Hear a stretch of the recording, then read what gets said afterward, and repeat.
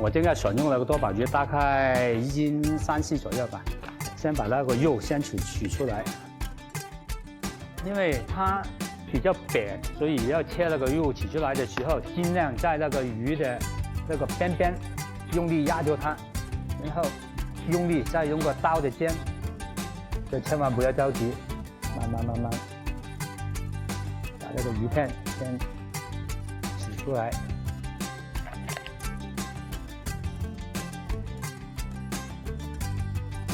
已经把这个鱼肉取出来了，这个鱼骨呢，我们就暂时不要了。这个皮也比较黑啊，有点粗啊，所以一般呢，我做这个鱼呢，这个皮我就不要的，我就先把它取出来。那个肉，是不是很漂亮啊？纯白的，非常漂亮。我就先把这个鱼，这个鱼片。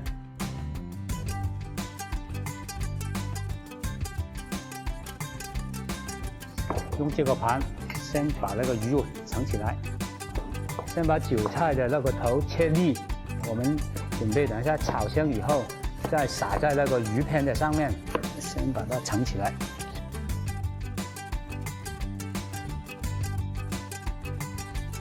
要把这个韭菜切完以后再剁一下，好，这就差不多了，就把它先盛起来。南瓜也是切那个粒，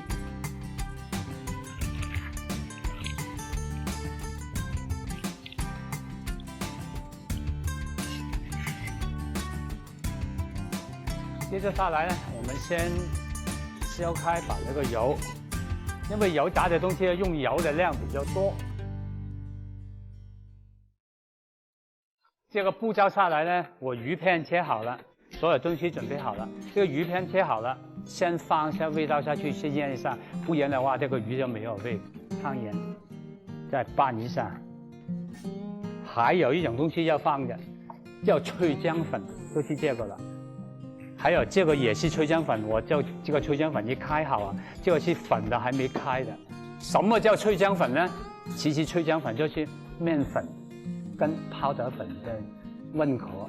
但是呢，当然有比例，这个比例就是来告诉好，把它腌好以后呢，放些盐呢，再放一点点干的脆姜粉下去，然后呢，放完干呢，就放稀的脆姜粉。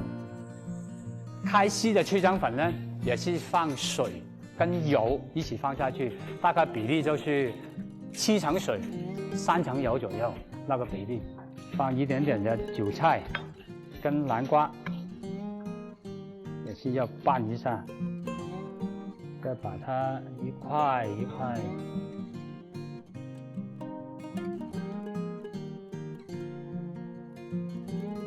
好了，这个差不多了，我再放多一点点干的粉下去。我先把那个鱼片先放一块下去，看看那个油的温度，可以了。把那个鱼能够炸起来了，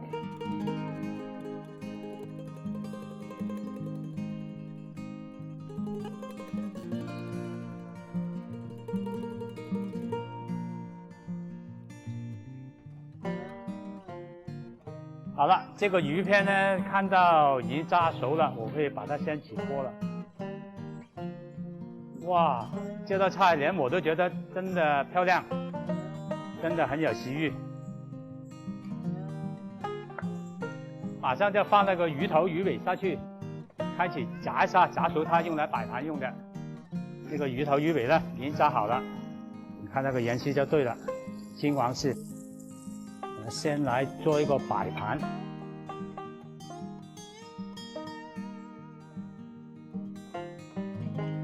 这个锅呢烧热了以后，我们再放多一点点的油，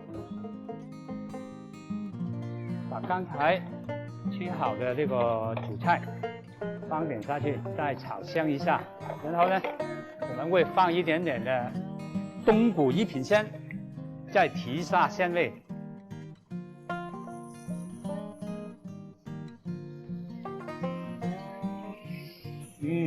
特别香。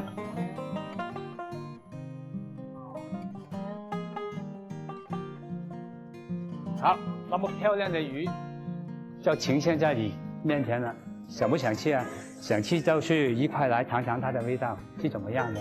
还有刚才说到那个脆浆粉的比例，就是大概8:1左右吧，大家可以回去试一下。如果大家觉得麻烦的话，可以直接在超市里面买那些脆浆粉，也有得卖的，放水啊，放油下去，把它开了，直接就裹在食物上面油炸就可以了，一样能做到这个效果的。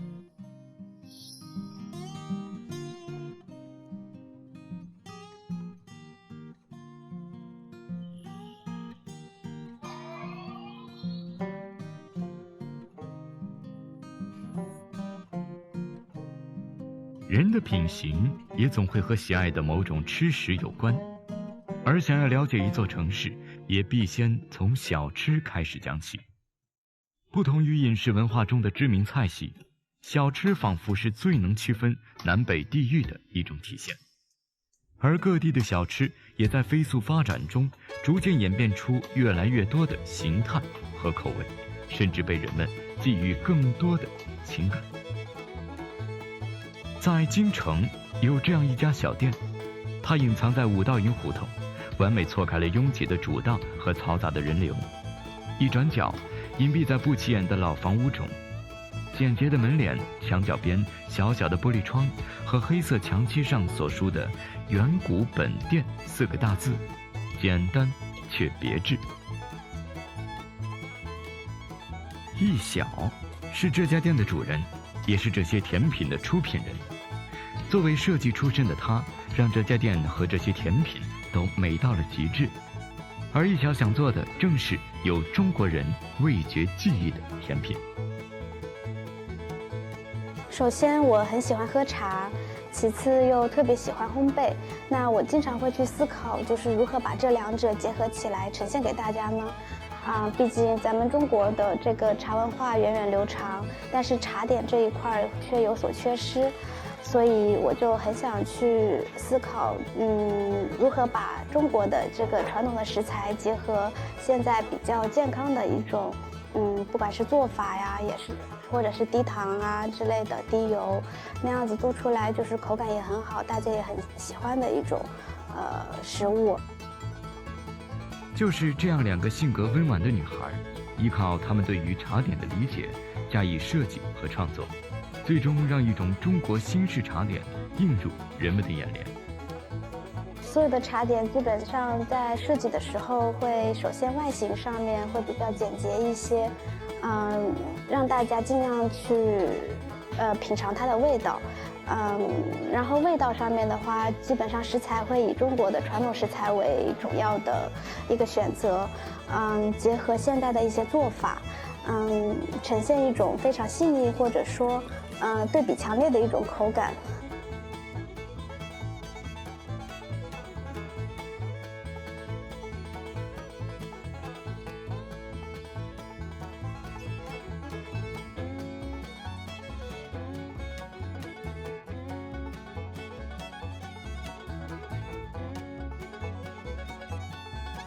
茉莉清茶酪的话，它会用到茶叶，还有茉莉花、鸡蛋，还有奶油这些很简单的食材。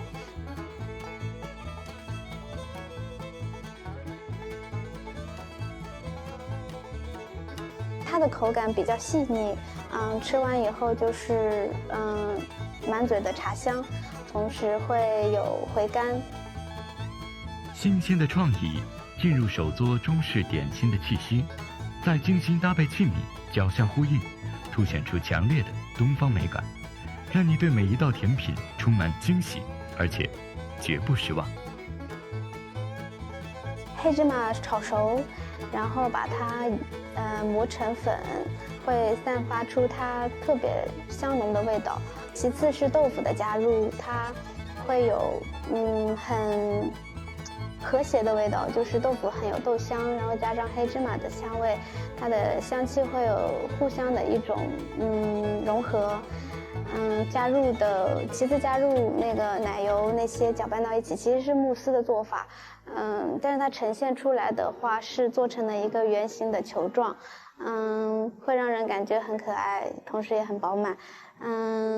咱们中国不是天圆地方的说法吗？所以我会觉得，我们的这个形状大多会以这种方的或者圆的为主，这样子也是比较简洁，同时也呼应我们的一个这样的一个想法。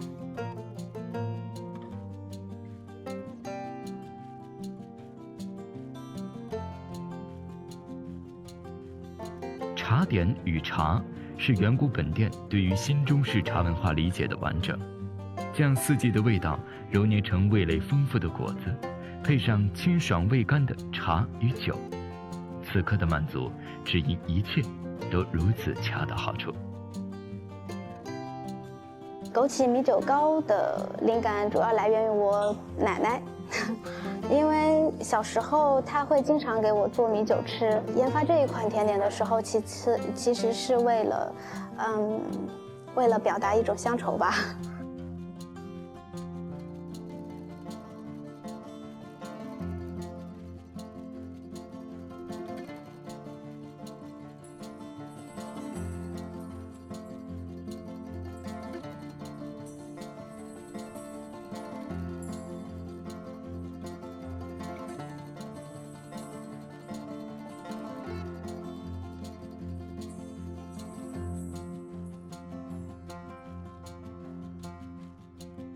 雪耳百合团子主要食材是银耳和百合，这个其实灵感来自于一款甜汤，就是大家所熟知的银耳和百合的那个美容汤。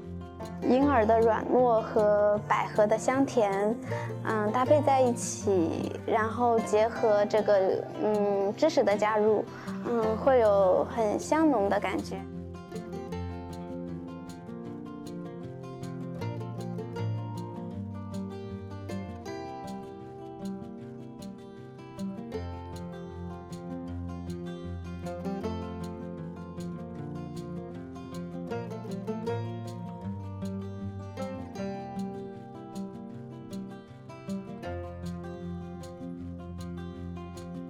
咬下去，首先是滑滑的、香香的，然后其次咔哧咔哧，里边会有百合的那个香甜和脆度，我会觉得比较有惊喜。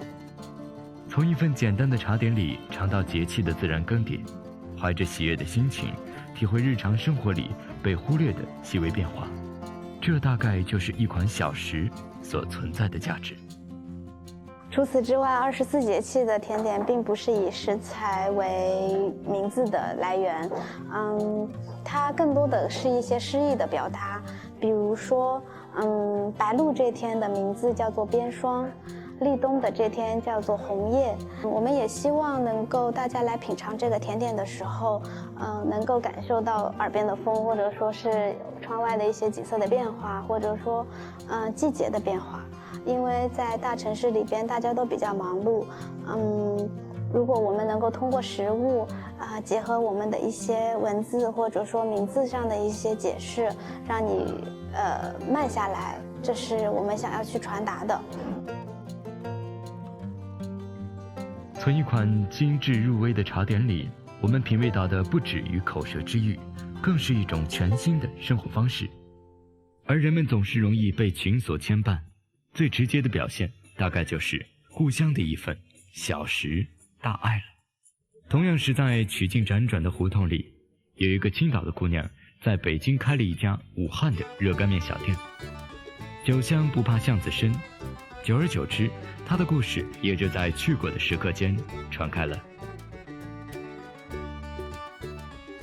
我叫杨婷婷，然后青岛人，典型的80后。之前一直在做互联网，做了6、7年，但是呢，因为特别喜欢吃热干面，也是有我老公的缘故，所以呢辞职，然后开了一家这样的一个热干面店，一个小私厨。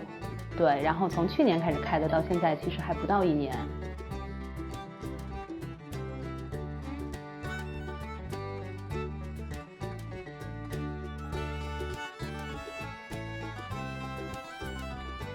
虽然我是青岛人，但是开了一家热干面店，看上去好像比较奇怪，就跟我的身份不太搭。但是是因为虽然我是青岛人，但是我嫁了一个武汉的老公，就跟我老公结婚之后，然后去到武汉，然后吃到了非常正宗的热干面，然后才发现在北京之前吃到的，比如说一些街边的小吃，还有一些店里的，然后发现那些热干面的味道就是不正宗，然后吃到武汉的正宗的之后就被震惊到了，然后当时就担心回来北京之后会不会吃不到这么正宗的热干面，所以才有了这个想法。但是真正的付诸实现，也就是在去年。山东人性格风风火火，决定辞职卖面不过是一天的事儿，就连辞职申请书也毫不掩饰地写辞职去卖面，顺道着把北京的热干面都吃了个遍。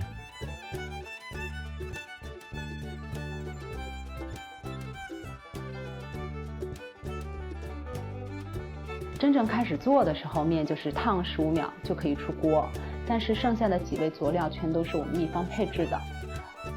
一个是酱油，酱油我们都是经过好多味的调料把它配在一起，包括了经过是一个细致的配比，还有经过熬制才有了现在的这个酱油。芝麻酱也是我们精心挑选的纯芝麻酱，跟香油按照一定的比例来调出来。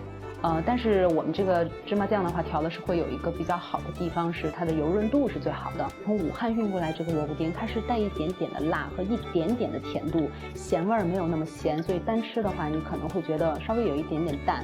但是跟热干面配在一起，搅拌均匀之后入口，它是一种非常奇妙的口感，就是你吃的面条忽然有一个很有嚼头、很脆的一个萝卜就嚼起来了，然后有一点点的甜，所以这个就是能够丰富你热干面在口里的这种味觉。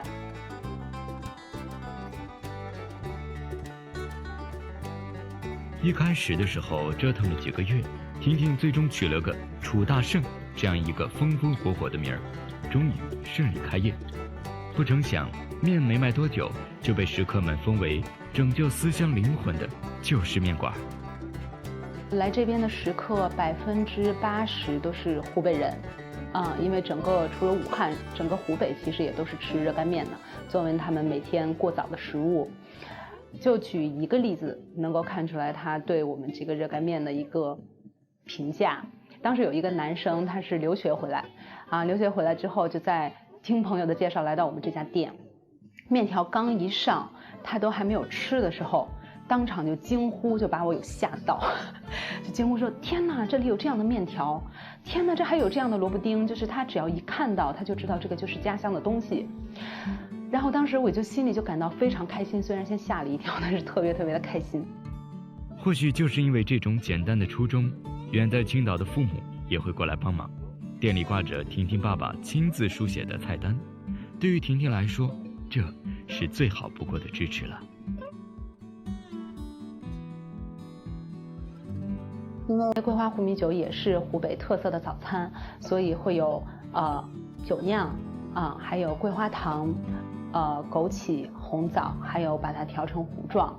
所以在做的时候，一定要在煮开水的时候就把枸杞和红枣的香味煮进去，煮大概10分钟之后，它的香味都已经融在这个水里了，所以开始调糊，调成糊状之后稍微冷却一下，开始倒入米酒。这样的话，米酒的香味在里面不会把它的酒气完全蒸发掉。最后再加入糖和桂花糖，这样的话就会有淡淡的酒香和桂花糖的味道在你嘴里，但是又不会让人感觉到很醉。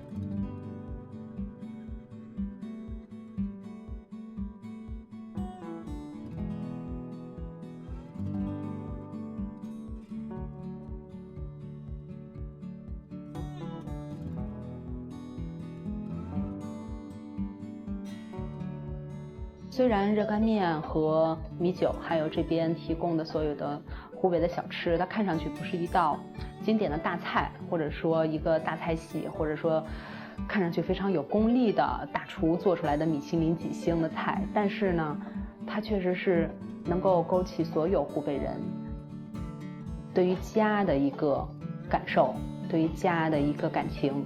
可能虽然在北京很远的距离，但是吃到这一口面，当时就回家了。对。无论是无名小店、路边小摊，各家都有各家的风味儿。吃的久了，店家会了解你的口味，这些都是关于吃的情谊，无论走到哪里都会念念不忘。而对于他们，大多是一家子，欢喜生活皆在面里。一碗面，一份茶点，是他们的生意，也是他们的生活。小食虽小，却饱含深情。天然质朴，不着痕迹的表演，快乐呼吸，远离浮华的生活。五味杂陈，人生百态，它总是保持自己的味道，散发自己的芬芳。酸甜苦辣咸，今天让我们一起见证属于童磊的私房美味。接下来做一道呢，玉米烧排骨是我很喜欢吃的一道菜。烧这道菜其实还是有一点窍门的，那大家跟我学一下。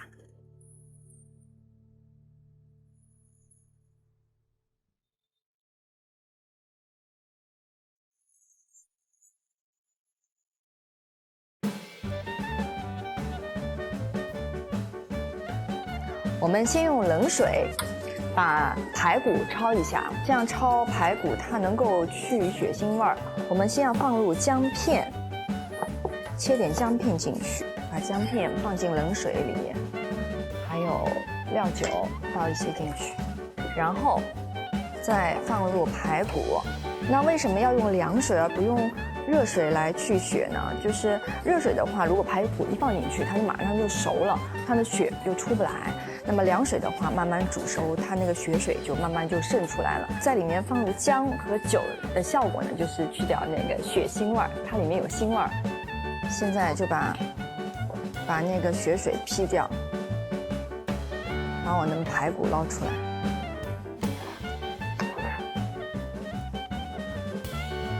接下来我们就来炒糖色，那么就有两种炒法，一种是水炒，一种呢是油炒。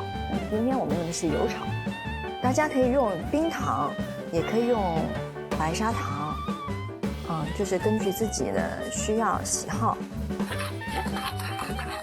炒的时候要翻得勤一点，不然容易那个糖容易结住，然后变黑，你就会焦掉，就不好了。现在糖和油已经融为一体了，全都化开了。接下来我就可以把火开得大一点点，然后把那个排骨放进去。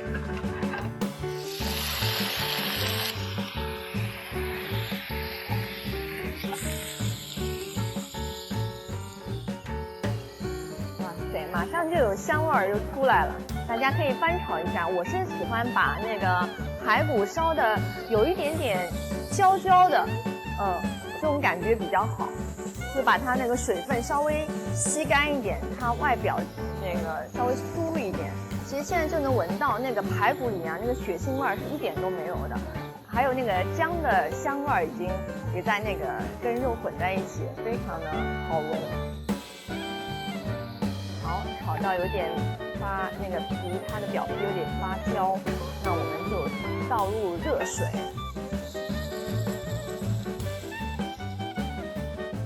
现在把八角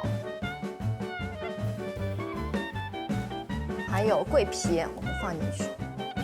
如果大家想更香一点、也漂亮一点，还可以放入一个葱节，然后焖烧15分钟。那么在排骨煮的过程当中呢，我们可以进行下一步的步骤，那么就是把玉米切成段儿，大家可以滚一圈这样。然后再切下去好一些。好，那15分钟过去了，哎呀，整个房间里全是排骨的香气啊，就感觉现在就想吃了。哇塞，好香！接下来呢，我们就把玉米放进去，放一点花生，加一点点酱油。让它的颜色变得漂亮一点。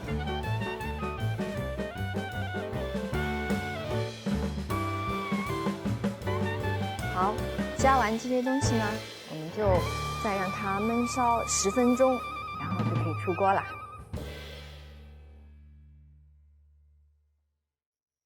好，那我们的排骨已经煮得差不多了，就进行最后的步骤，加点芡粉，然后加上盐。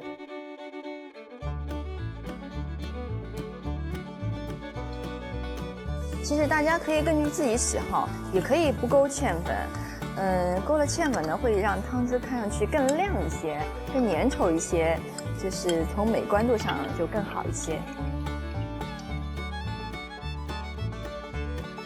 如果觉得汤还有点多，可以先把排骨盛起来，然后再让它收一点水。